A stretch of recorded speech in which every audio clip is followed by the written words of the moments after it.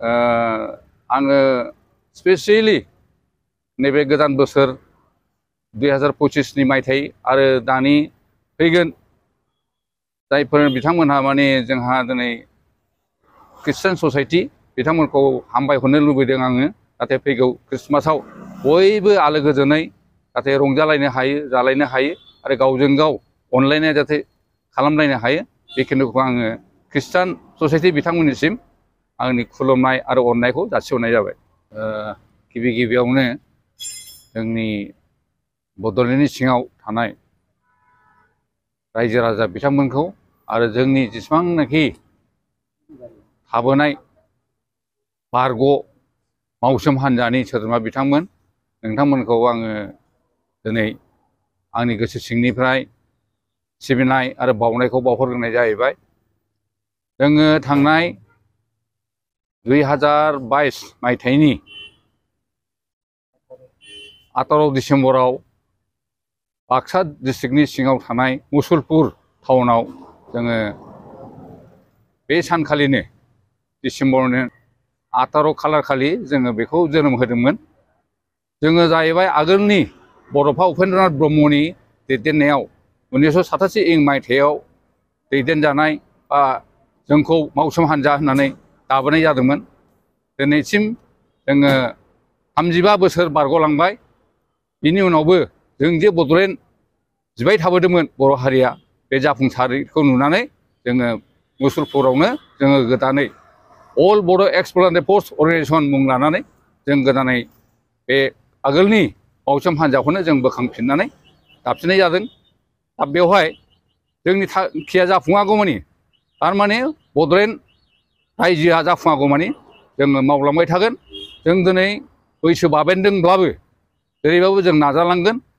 मानो होनोबा जोङो नुबोबाय बर' हारिनि गेजेराव जोंहा मोनथाम सुक्ति जालांबाय। BEC जाबाय, BTC जाबाय एबा बिटिआर जालांबाय। खिन्थु जोंनि जेनाखि बड'लेण्ड बिनाय बे मोगथाङाव जाफुंसारनाय नुवाखै बा जों मोनाखै। दा बुंनो थाङोब्ला मोनथाम एग्रिमेन्ट जादोंबाबो दिनै बर'नि गेजेराव गावजों गाव नारलायलायनाय हिंसा हिंसि जानाय बा राजनैतिक भाबै गावजों गाव नांलाय खमलाय जानायखौ जों बांसिननिफ्राय बांसिन नुदों। जों ओंखायनो दा बर' हारिखौ ज'यैनो खौसे खालामनानै जोङो जाहाथे जुजिफिननो हायो जों बेखौ लुबैदों आरो। नंगौ जोङो दिल्लीयाव थाफैदों। नै जों दा दिल्लीयाव थानानैनो अफिसियेल खामानिखौ जोङो प्रसेस खालामगासिनो दङ। मानो होनोबा जोङो 14 थारिखनिफ्रायनो थाफैदों बेवहाय आरो जोंनि माखासे जोंहा लेङाइ आफादगिरि आरो नेहाथारि बिथांमोनहा 6 थारिखनिफ्रायनो बेवहाय थाफैदों डिसेम्बरनि। दा जोङो दासिम अफिसियेलि हाबाफारिखौ मावगासिनो दं। खिन्थु एपइन्टमेन्टनि थाखाय जोङो दिन थारिखखौ मोनथ'वाखै। मानो होनोबा दा पार्लियामेन्ट सेसन जानायखाय गभर्नमेन्टआ जोंजों एसे एपइन्टमेन्टखौ होथ'वाखै। आसा खालामो जोङो नैबे कয়েकदिननि गेजेरावनो एपइन्टमेन्टनि थाखाय प्राइम मिनिस्टार, हम मिनिस्टार, प्रेसिडेन्ट आरो सर्बानन्द सन'वाल बिथांनोबो जोङो अफिसियेलि लेटारखौ होखाजोब्बाय। दा बिथांमोना खुब सम्भब नैबे पार्लियामेन्ट जोबनायनि उनावनो सेसन जोबनायनि उनावनो एपइन्टमेन्टखौ खुब सम्भब जोंनो होगोन आरो खुब आसा दङ जोंहा। मिसना खुब मोजां जादों। मानो होनबा जोङो सिङाव सुलाद लानानै मिथिनाय बादिब्ला माने दानि BJP गभर्नमेन्टआ 2029 आरो 30 गेजेराव सारा भारतआव 8टा आरो गोदान रायजो दानायनि मोनसे प्लेनिं लादों होननायखौ जों खोनानो मोन्दों, मिथिनो मोन्दों। दा बेनिखायनो जोंबो नाजादों। मानो होनोबा जों जुदि गावनि मोननांगौखौ गाबबाय खानो रोङाबा बा बिनो रोङाबा जोंनाबो थालांगोन नामा जों बेखौ सानदों। मानो होनबा जोङो बड'लेण्ड रायजो बिनाया बुंनो थाङोब्ला 1967 निफ्राय लानानै जों दिनैसिम 58 बोसोराव आगान होबाय। बुंनो थाङोब्ला जोंनि बड'लेण्ड बिनायानो भारतआव फुरानासिन। खिन्थु जोंनि गदाय गदाय बिनाय दिनै तेलेंगाना, छत्तीसगढ़, उत्तराखन्ड, झारखन्ड जालांजोब्बाय। नाथाय बड'लेण्डआ थालांगासिनो दं। ओंखायनो जों सानदों जों जुदि बिनो रोङाबा बा गाबखांनो रोङाबा जोंनाबो थालांनो हागौ।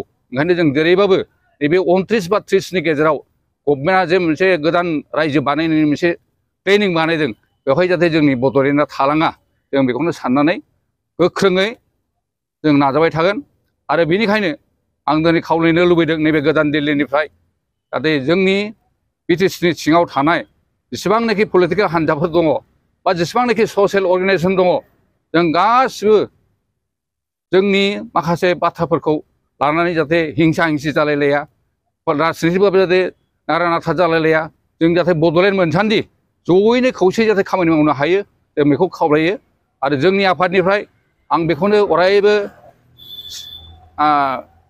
खुलुमहरगोन जाहाथे राजनितिक भाबै थाथ'लायनानै जोङो जाहाथे खौसेयैनो जाहाथे जों बड'लेण्डखौ मोगथाङाव जाहाथे लाबोनो हायो आरो बड'फा उपेन्द्रनाथ ब्रह्मनि सिमाङा जाहाथे मोगथाङाव फैयो जों बेखौनो आफादनि जानानै आं दिनै आफादगिरि हिसाबै बेखौनो खावलायनो लुबैदों आरो खुलुमहरो जाहाथे धोरोमजों धोरोम फारागफोरखौ दोनथ'लायनानै जाहाथे बयबो नाजायो आरोखि आरो जोङो लासैनो नाजालांबाय थानायनि गेजेरजों जों बयखौबो जों खौसे खालामनो नाजागोन बेवहाय जाहाथे जोंखौ खुनु गाज्रि मोना आरो बेनिफ्राय जोंबो जेसेबांखि आफाद जाया मानो बयखौबो ज' जानानै जाहाथे फैयो रायजो मोनखांनानै जोंनि बर' हारिया बबे पलिटिकेल हान्जाजों थाफानानै रायजोखौ खुङा बे आलादा बाथ्रा खिन्थु दा जे जोंनि गेजेराव UPPL आरो BPF एसे नारा नाथा जाबाय थायो बेफोरखौ जोङो एसे दुखु मोनो जाहाथे खौसे जालायनानै